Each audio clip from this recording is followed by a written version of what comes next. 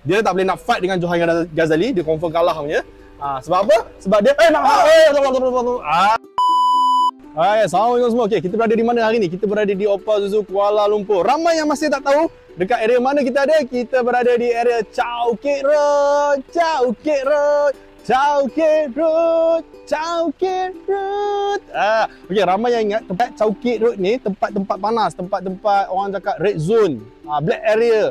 Sebab apa? Sebab dulu dekat sini orang cakap tempat-tempat orang kelawar cari makan.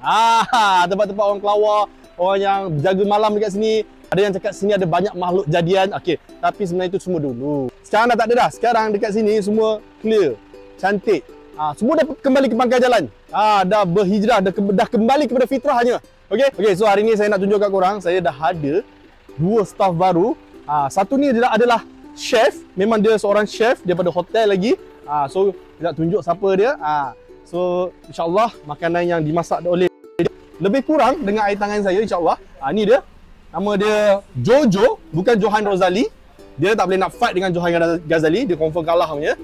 Sebab apa? Sebab dia itulah kelemahan dia. Kalau dia gaduh dengan Johan Ghazali, jahanam. Betul tak? Okay. Alright. So hari ni kita nak tanya sikit, okey. Johan, perkenalkan diri daripada mana? Baik, saya Muhammad Najmi Johan bin Abdullah. Cik. Berasal daripada Tapah, Perak. Saya belajar masak umur 12 lah. Umur 12 dah start masak. Itu yang kita nak tahu. Ini adalah chef baru saya. Dia masak daripada umur 12 lagi.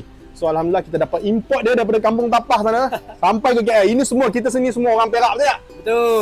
Yuk kejar. Sini semua orang Perak. Tak ada orang luar. Kita orang semua kat sini semua orang Perak. Semua orang Perak. Semua orang Perak. Tak ada orang luar. Kita datang KL, kita orang Perak buat kepala kat KL.